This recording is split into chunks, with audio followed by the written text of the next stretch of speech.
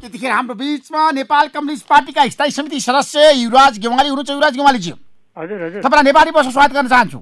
हजुर धन्यवाद छ। हिजोको स्थायी समितिको बैठकमा अध्यक्ष प्रधानमन्त्री केपी शर्मा ओली आउनु भएर तपाईँले किन बैठक गर्नुभयो भन्नुहोस् त? उहाँलाई बैठकको लागि चाहिँ धेरै पटक अनुनय विनय आग्रह लिखित मौखिक अनि अर्का अध्यक्षले पटक पटक भेटेर कुराकानी गर्नुको साथसाथै विभिन्न नेताहरूले भेटेर कुराकानी गर्नुभयो र त्यसपछि सचिवालयको बैठक बसेको यहाँहरूलाई थाहा छँदैछ। सचिवालयको बैठक बसेपछि स्थायी कमिटीको बैठक बस्ने निर्णय त्यो सचिवालयले गरेको हो, जुन बैठकमा कमरेड केपी समेत उपस्थित हुनुहुन्थ्यो। उहाँ समेत संलग्न भएको बैठकले स्थायी कमिटीको बैठकको मिति निर्धारण गरेर अनि हामी सबैलाई खबर गरेको हुनाले हिजो हामी पार्टी केन्द्रीय कार्यालयमा जम्मा भयौँ र सबै अरू नेताहरू, स्थायी कमिटीका सम्पूर्ण सदस्यहरू, कमरेड केपी ओली बाहेक सम्पूर्ण सदस्यहरू त्यहाँ उपस्थित हुनुभयो र औपचारिक रूपमा त्यो बैठक सुरु भयो। कमरेड महासचिवले सञ्चालन गर्नुभयो, कमरेड प्रचण्डले बैठकको अध्यक्षता गर्नुभयो। विधिवत रूपमा त्यो बैठक सुरु भयो, सञ्चालन भयो र कमरेड ईश्वर पोखरेलले कमरेड केपी ओलीबाट प्राप्त पत्र त्यहाँ पढेर सुनाउनु भयो औपचारिक रूपमा बैठकमा। र त्यो पत्रमा चाहिँ कमरेड केपी ओलीले म बैठकमा उपस्थित हुन सक्दिनँ जबसम्म कमरेड प्रचण्डको प्रस्ताव जुन आएको छ त्यो फिर्ता हुँदैन तबसम्म म बैठकमा उपस्थित हुन सक्दिनँ। त्यसो भएको हुनाले स्थायी कमिटीका सदस्यहरूले विवेक पुर्याएर मेरो यो अनुरोधलाई, मेरो विचारलाई, मेरो यो भावनालाई चाहिँ गम्भीर रूपमा लिनुहोला, विवेक पुर्याइदिनु होला भनेर उहाँले पत्र लेख्नु भएको थियो। त्यो सबै हामीले सुन्यौँ। होइन, तपाईँले सुन्नुभयो? हजुर, स्पष्ट रूपमा भन्नुभएको छ प्रधानमन्त्रीले जबसम्म प्रस्ताव फिर्ता हुँदैन तबसम्म बैठकमा जान्न। प्रचण्डजीले सङ्गीन आरोप लगाउनु भएको त्यो गलत छ, त्यो प्रमाणित गर्न सक्नुहुन्न। प्रचण्डजीले प्रस्तुत गर्नुभएको प्रतिवेदन, विभिन्न बेला मौकामा आदान प्रदान भएका पत्रहरू र अन्तमा कमरेड केपी शर्मा ओली सामान्य प्रधानमन्त्रीजीले प्रचण्डजीलाई जवाफ दिँदै लेखेको 38 पृष्ठको चाहिँ प्रतिवेदन प्रस्ताव पनि हिजो हामी सबैलाई औपचारिक रूपमा वितरण गरियो। बैठकमा अध्ययनको लागि सबै पत्रहरू, सबै प्रस्तावहरू हामीलाई वितरण गरिएको छ र हामीले अध्ययन गरिरहेछौँ। अब वास्तविकता के हो, सही के हो, गलत के हो, त्यो कुरा हामी छुट्याउँदैछौँ। प्रचण्डजीले लेखेका चिजहरू, प्रस्तुत गरेका कुराहरूमा के ठिक छन्, के बेठिक छन्, कमरेड केपी ओलीले लेखेका विषयमा ठिक बेठिक के हुन् र पछि उहाँले हिजो जुन पत्र पठाउनु भएको छ स्थायी कमिटीलाई त्यहाँका कुराहरू लगायत यी सबै चिज पत्रहरू हामीसित छन् र त्यसमा हामीले गम्भीर रूपमा अध्ययन गर्छौँ। र अब औपचारिक रूपमा बैठक अगाडि बढिसक्यो, सुरु भइसक्यो। बैठकले अब 5 गते मङ्सिर 5 गते केन्द्रीय कमिटीको बैठक गर्ने, स्थायी कमिटीको आउने बैठक 28 गते गर्ने। त्यो 28 गतेको बैठकदेखि हाम्रा सुझावहरू बैठकमा चाहिँ प्रस्तुत गर्ने र अन्तिममा निर्णय गर्ने। यसरी हामीले 28 गते स्थायी कमिटीको बैठक गर्ने गरी 5 गते मङ्सिरमा केन्द्रीय कमिटीको बैठक गर्ने गरी पुस 5 गते हजुर, पुस 5 गते केन्द्रीय कमिटीको बैठक, यो मङ्सिर 28 गते स्थायी कमिटीको अर्को बैठक बस्ने गरी हामीले हिजो बैठक सकेका छौँ। अर्थात् अब बैठक औपचारिक रूपमा अगाडि बढी नै सक्यो। अब प्लेन चाहिँ स्टार्ट भइसक्यो। अब त्यो उड्न मात्रै बाँकी छ। अरू सबै हामी छौँ। हामी जति बैठकमा आउनुपर्ने सबै नेताहरू त्यहाँ उपस्थित छौँ। हामी अब अगाडि बढिसक्यौँ र अब अर्को पाइलट आउनुहुन्छ कि आउनुहुन्न, अब हामीले केही समय प्रतीक्षा गरेका छौँ। तर प्लेन स्टार्ट भएको छ। उहाँ आउनुभयो भने उहाँसँगै हामी उड्छौँ। यदि उहाँ आउनु नै भएन भने प्लेन उड्छ, बैठक अगाडि बढ्छ, बैठकले निर्णय गर्छ। यो स्वाभाविक नियम हो। अर्को चाहिँ क्याप्टन हामीसित हुनुहुन्छ, उहाँले चलाउनुहुन्छ। अरू पनि क्याप्टनहरू आवश्यक पर्यो भने तपाईलाई थाहा छ एउटा प्लेनमा दुईवटा क्याप्टेन हुनुपर्छ हैन नेपाल कम्युनिस्ट पार्टीमा? एउटाले मात्रै चलाउन मिल्छ? त्यो व्यवस्था हामीले एउटा प्लेनमा दुईटा क्याप्टनको व्यवस्था हामीले गर्यौं। तर एउटा क्याप्टन चाहिँ विभिन्न कारणले आउन नसक्ने, पटक पटक आग्रह अनुरोध गर्दा पनि आउन नसक्ने स्थिति भइसकेपछि स्वाभाविक रूपमा अरू सबै हामी स्थायी कमिटीका सदस्यहरू त्यहाँ चाहिँ उपस्थित भएर प्लेनमा हामी चाहिँ त्यहाँ सबै आइसक्यौँ। अब प्लेन स्टार्ट भइसक्यो, हिजो चाहिँ प्लेन स्टार्ट भइसक्यो। अब 7 दिनसम्म चाहिँ त्यो स्टार्ट कुरेर बस्ने कुरा हुन्छ, तर अब 7 दिनभित्रमा पनि उहाँ आउनु भएन भने त स्टार्ट भएको प्लेन अब चाहिँ रोकिँदैन, त्यो उड्छ। अर्को चाहिँ क्याप्टनले प्लेन स्टार्ट गर्नुभयो, हामी सबै त्यसमा सहमत भयौँ। त्यसो भएको हुनाले चाहिँ अब धेरै पटक उहाँलाई आग्रह अनुरोध गरियो। अब एउटा पार्टीको अध्यक्ष जस्तो मान्छे, प्रधानमन्त्री जस्तो व्यक्तित्व अब बैठकमै म आउँदिनँ भनेर चाहिँ भन्नु, अरूका कुरा सुन्दैन मैले भन्नु, सुझाव पनि म सुन्न चाहन्न, कसैको आलोचना कसैका सुझाव पनि म सुन्न चाहन्न भनेर चाहिँ एउटा अडान लिनु वास्तवमा त्यो एकदमै गलत छ, बेठिक छ। उहाँ चाहिँ अर्को बैठकमा उपस्थित हुनुपर्छ, हाम्रा कुराहरू सुन्नुपर्छ, तथ्यसहित कारणसहित अनि सबै कुराहरू विश्लेषण गरेर हामीले उपयुक्त निष्कर्ष निकाल्नुपर्छ, निर्णय गर्नुपर्छ। देशलाई अझ राम्रोसँग कसरी सञ्चालन गर्ने, पार्टीलाई अझ व्यवस्थित रूपमा कसरी अगाडि बढाउने, यी सबै कुराहरू हामीले सुझाव दिन्छौँ। हरेकले हाम्रो आफ्ना आफ्ना विचार राख्छौँ र त्यो आधारमा छलफल गरेर हामी निर्णय गर्छौँ। त्यसमा उहाँ आउनुपर्छ, उहाँले यो अडान लिनु हुँदैन। प्रधानमन्त्री त नजाने स्पष्ट रूपमा आफ्नो दृष्टिकोण अगाडि राखेर बसिरहनु भएको छ। बालुवाटारमा उहाँ धुम्माराईको बैठकमा जाने सम्भावना छैन 28 गते पनि। यदि प्रधानमन्त्री बैठकमा आउनु भएन भने तपाईँ निर्णय गर्न सक्नुहुन्छ अभिन?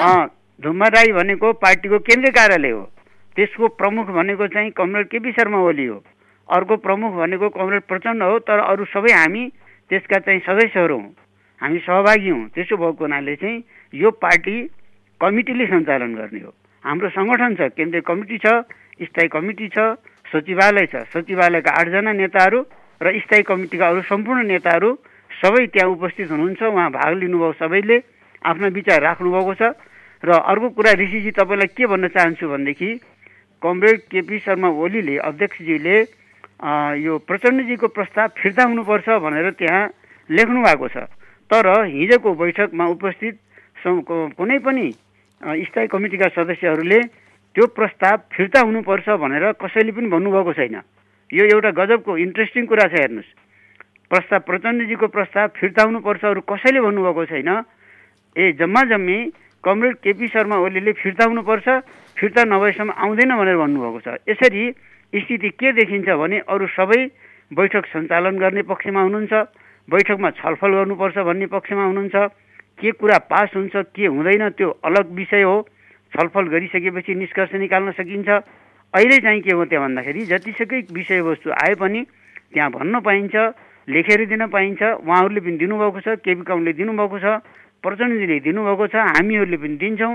अनि हामी चिन्तन मनन छलफल गरेर मन्थन गरेर हामी एउटा उपयुक्त निष्कर्ष निकाल्छौँ, हामी निर्णय गरेर अगाडि बढ्छौँ। अब बैठक निर्णयविहीन हुँदैन, यो कुरा सबैले बुझ्न जरुरी छ। स्थायी समितिको बैठकले के निर्णय गर्न सक्छ यदि प्रधानमन्त्रीले पार्टीको निर्देशन मान्नु भएन, पार्टीको विधि विधान र पद्धति अनुसार हिँड्नु भएन र बैठकमा उहाँ कहिले पनि आउनु भएन भने?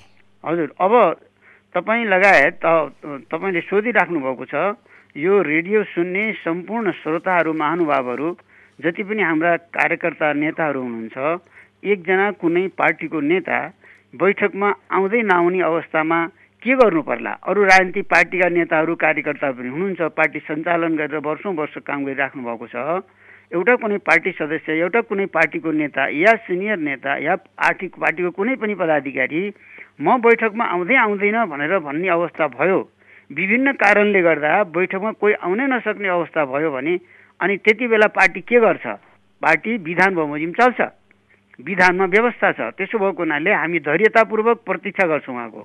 हामी धैर्यतापूर्वक, हामी कुनै एकदम हडबड गर्नुपर्ने, धेरै चाहिँ अब छिटो केही गर्नुपर्ने गरिहाल्नुपर्ने अवस्थामा छैनौँ। हामी धैर्यतापूर्वक प्रतीक्षा गर्छौँ, उहाँलाई अनुरोध गर्छौँ, तर दृढतापूर्वक निर्णय गर्छौँ। यति दुईटा कुरा मैले प्रष्ट रूपमा बताउन चाहन्छु। हामी धैर्यतापूर्वक संयमतापूर्वक हामी चाहिँ उहाँलाई प्रतीक्षा गर्छौँ, उहाँलाई त्यहाँ आउन, हाम्रा कुराहरू सुन्न, आफ्ना कुरा सुनाउन हामी अनुरोध गर्छौँ। यदि उहाँ विभिन्न कारण कुरा देखाएर उहाँ बैठकमा आउनुहुन्न भने धुमाराईको बैठकमा प्रधानमन्त्री जान नसक्ने धेरै कारणहरू छ। स्वास्थ्य कर्मीहरूले भनेका छन्, डाक्टरहरूले भनेका छन् त्यहाँ जानुहुन्न, कोनाको सङ्क्रमण त्यहाँ देखिन सक्छ, उच्च जोखिम छ, पार्टी कार्यालय र सुरक्षा कर्मीले पनि रिपोर्ट दिएको छ त्यहाँ असुरक्षित छ पार्टी कार्यालय। यदि त्यसो हो भने अब ऋषिजी तपाईँले सोधिहाल्नुभयो, यदि खालि ठाउँको कारणले असुरक्षा स्वास्थ्यको कारणले उहाँ उपस्थित हुन नसक्ने हो भने म के भन्न चाहन्छु भनेदेखि ठाउँ ठुलो कुरा होइन। हामी पटक पटक बालुवाटारमा बैठक गरेका छौँ, फेरि पनि हामी बालुवाटार जान सक्छौँ, त्यो कुनै समस्या छैन। हिजो प्रचण्ड कमलले भनिसक्नु भएको छ, ठाउँ ठुलो कुरा होइन। सकेसम्म हामी केन्द्रीय कार्यालयलाई प्रयोग गर्नुपर्छ। सकेसम्म यदि उहाँको स्वास्थ्यको कारणले सम्भव हुँदैन भने हामी बालुवाटारमा पनि जान तयार छौँ। प्रचण्ड कमलले भनिसक्नु भएको छ, हामी बालुवाटार जान्छौँ, हामी सबै जान्छौँ। उहाँले चाहिँ म बैठक बस्छु, बैठकमा आउँछु, मैले आफ्नो कुरा सुनाउँछु, अरूका कुरा सुन्छु, यदि त्यसो भन्ने हो भने हामी खुसी साथ बालुवाटारमा जान तयार छौँ। तर बालुवाटारमा हामी जाने, तर उहाँ फेरि बालुवाटारमा पनि नआउने भयो भने के हुन्छ? त्यसो भएको हुनाले तपाईँलाई एउटा कुरा प्रश्न रूपमा के बताउन चाहन्छु भनेदेखि हामी चाहिँ अब कमिटीको बैठक सुरु भइसक्यो, हामी छलफल गर्छौँ, हामी निर्णय गर्छौँ, हामी स्थायी कमिटी बैठक बसेर पुरा गर्छौँ, टुङ्ग्याउँछौँ, हामी केन्द्रीय कमिटीको बैठक बस्छौँ, त्यहाँ छलफल गरेर टुङ्ग्याउँछौँ। अब पार्टी रोकिँदैन, यो कुरा राम्रोसँग सबैले बुझ्नुपर्छ। होइन, प्रधानमन्त्रीलाई तपाईँले जसरी माइनस गर्न खोज्नु भएको छ, उहाँलाई पदबाट हटाउन खोज्नु भएको छ, प्रधानमन्त्रीको एउटा तर्क के छ भन्दाखेरि अहिले बहुमत र अल्पमतको कुरा गर्न पाइँदैन। नेपाल कम्युनिस्ट पार्टीभित्र सहमति जुन एउटा परम्परा छ, पार्टी एकता हुँदाखेरि त्यसलाई महाधिवेशनसम्म लिएर जानुपर्छ र म दुवै पद छोड्दिनँ, पार्टी अध्यक्ष पनि छोड्दिनँ, प्रधानमन्त्री पनि छोड्दिनँ, मलाई हटाउन कसैले सक्दैन। होइन, बैठक अहिले चाहिँ के भन्दाखेरि तपाईँलाई हटाउनु पर्छ भनेर कसैले भनेकै छैन। उहाँ चाहिँ यसरी तर्सी हिँड्नुपर्ने कुनै आवश्यक छैन। उहाँ बाहिर चाहिँ मलाई म हट्दिनँ भनेर उहाँले बारम्बार भनिराख्नु भएको छ। जब उहाँ बैठकमै आउनुभएको छैन, छलफलै भएको छैन, दोहोरा छलफल भएको छैन, सबै कुरा बुझिसकेपछि हट्न पर्ने हो कि नहट्न पर्ने हो भन्ने कुरा त कमिटीले फैसला गर्छ। उहाँलाई केन्द्रीय कमिटीले अध्यक्ष बनायो, पार्टीले अध्यक्ष बनायो, पार्टीले प्रधानमन्त्री बनायो भनेपछि जसरी बनायो, यदि आवश्यक ठान्यो, यदि हटाउन पर्ने नै हो भनेदेखि हटाउन पनि सक्छ, होइन हटाउन आवश्यक छैन भनेपछि नहटाउन पनि सक्छ। गएको स्थायी कमिटीको बैठकले यहाँलाई सबैलाई थाहा छ कि उहाँलाई 5 वर्ष प्रधानमन्त्रीमा कायम राख्ने गरी उहाँलाई समर्थन गर्ने, सहयोग गर्ने, 5 वर्ष कमरेड केपी ओलीले सरकार सञ्चालन गर्ने, कमरेड प्रचण्डले चाहिँ कार्यकारी अध्यक्षको हैसियतले पार्टी सञ्चालन गर्ने भनेर धेरै कुराहरू विभिन्न विषयहरू हामीले चाहिँ पास गरेका छौँ। कोभिड-19 को व्यवस्थापनदेखि लिएर अरू तमाम जनताका समस्याहरू कसरी हल गर्नुपर्छ भन्ने कुरा पास गरेका छौँ, तर त्यो अनुसार काम भएन यो बिचमा। त्यसो भएको हुनाले हटाउने नहटाउने भन्ने कुरा होइन, मूल कुरो अहिले बैठकमा आएर छलफल गर्ने भन्ने कुरा हो। त्यहाँ व्यापक छलफल गरेपछि सबै कुरा तथ्यहरूको आधारमा, कारणको आधारमा, जम्मै कुराको आधारमा अनि के गर्नुपर्ने हो त्यो त कमिटीले गर्छ। त्यसो भएको हुनाले अहिले नि उहाँ बाहिर बसेर बैठकमा नआएर म हट्दिनँ या हट्छु भनेर भन्ने स्थिति हुँदैन। हट्छु भनेर पनि त्यत्तिकै बाहिर बसेर हुँदैन, हट्दिनँ भन्ने कुरा पनि बाहिर बसेर हुँदैन। कमिटीमा आउनुपर्छ, आफ्नो कुरो राख्नुपर्छ, त्यही छलफल गरेर एउटा सहमतिको एउटा वातावरण बन्न सक्छ। कुनै एउटा सहमति फेरि पनि बन्न सक्छ, तर त्यो सहमति कस्तो बन्न सक्छ यदि प्रधानमन्त्री बैठकमा आउनु भएन भने? अब त्यो अहिले भन्न सकिन्न। ठ्याक्कै भन्नुहोस् न, तपाईँहरूको चाहिँ रणनीति के छ? छैन, रणनीति भनेको पहिला छलफल गर्ने हो। रणनीति अरू होइन, प्रतिवेदनहरू अब छलफल हुन्छ स्थायी समिति, केन्द्रीय समिति सबैमा निश्चित रूपमा त्यसमा तपाईहरु ब्याक हुनुहुन्न। ती कुराहरू हामीले प्राप्त गरिसक्यौँ। अब हामी 28 गतेदेखि आफ्ना विचारहरू हामी प्रष्ट रूपमा, ठोस रूपमा हामी बताउँछौँ। सबैले आफ्नो आफ्नो कुरा राख्छौँ। त्यहाँ त विभिन्न खालको साथीहरू सबै हुनुहुन्छ। त्यसो भएको हुनाले सबैले आफ्नो कुरा, आफ्नो दृष्टिकोण राख्नुहुन्छ। अन्तिममा सकेसम्म हामी सर्वसम्मतिबाट नै निर्णय गर्छौँ। सकेसम्म यदि त्यो सम्भव भएन भने हाम्रो विधान बमोजिम हामी अल्पमत बहुमतको आधारमा पनि उपयुक्त निर्णय गरेर छाड्छौँ।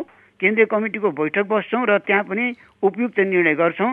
त्यो सोच विचार गरेर हामी संयमतापूर्वक, धैर्यतापूर्वक हामी निर्णय गर्छौँ। यी सबै कुराहरू पार्टीका आन्तरिक कुराहरू जति छन् ती सबै कुरा कतिपय बाहिर सार्वजनिक रूपमा थाहा नहुन पनि सक्छ। ती सबै कुरा हामी भित्र छलफल गरेर के गर्नुपर्ने हो त्यो हामी गर्छौँ।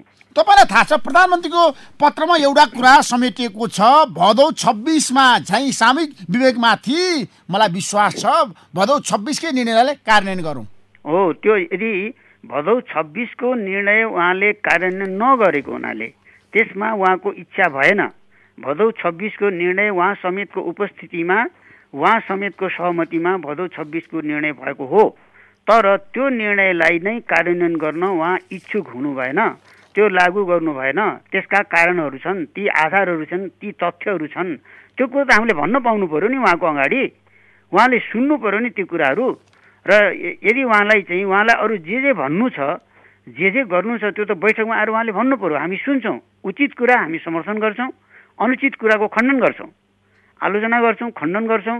र के गर्नुपर्ने हो निर्णय, के गर्नुपर्ने हो कमिटीले गर्छ, संस्थागत रूपमा निर्णय गर्छ। त्यसो भएर त्यो निर्णय उहाँले पनि मान्नुपर्छ, हामी सबैले मान्नुपर्छ। त्यसो भएको हुनाले यो हाम्रो सिस्टम हो, हाम्रो विधि हो, यो प्रणाली हो, यो हाम्रो विधानमा भएको व्यवस्था हो। त्यो कुरा चाहिँ विधानलाई सबैले मान्नुपर्छ। विधानभन्दा माथि कोही हुन्न, नेता प्रमुख हुन्न, नीति प्रमुख हुन्छ, विधान प्रमुख हुन्छ, सिस्टम प्रमुख हुन्छ, व्यक्ति प्रमुख हुँदैन। लोकतन्त्रमा एउटा कम्युनिस्ट पार्टी, एउटा लोकतान्त्रिक पार्टीमा अब जाँदा मलाई एउटा कुरो बताउनुहोस्, तपाईँले जुन किसिमको सिस्टमको कुरा गर्नुभएको छ पार्टीभित्र, होइन प्रधानमन्त्री पनि अर्को सिस्टम कुरा गर्नुभएको छ। पार्टी अध्यक्ष परिवर्तन गर्नको लागि महाधिवेशनसम्म कुर्नुपर्छ र प्रधानमन्त्रीबाट हटाउनको लागि निर्वाचनसम्म कुर्नुपर्छ। त्यसमा तपाईँहरू तयार हुनुहुन्छ ठ्याक्कै? अब के छ भनेदेखि हाम्रो केन्द्रीय कमिटीले नयाँ विधान बनायो, नयाँ पार्टी बनायो। अहिले एमाले छैन, अहिले माओवादी छैन। हामी सबै महाधिवेशन, एमालेको महाधिवेशनबाट निर्वाचित भएका अध्यक्ष, उपाध्यक्ष, सचिव, महासचिवहरू।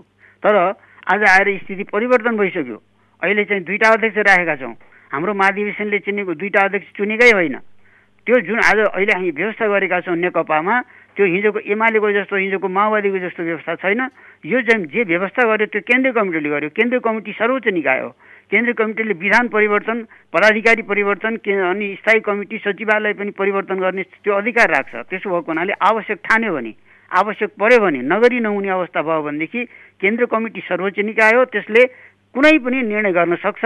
कसैले यसमा रोक्न सक्दैन। यो प्रस्तुत कुरा हो, यो हाम्रो वैधानिक व्यवस्था हो। Thank you so much Yuvraj Gewaliji. समय दिनुभयो नेपाली बसलाई। तपाईँलाई म धेरै धेरै धन्यवाद दिन चाहन्छु। Thank you so much. धन्यवाद।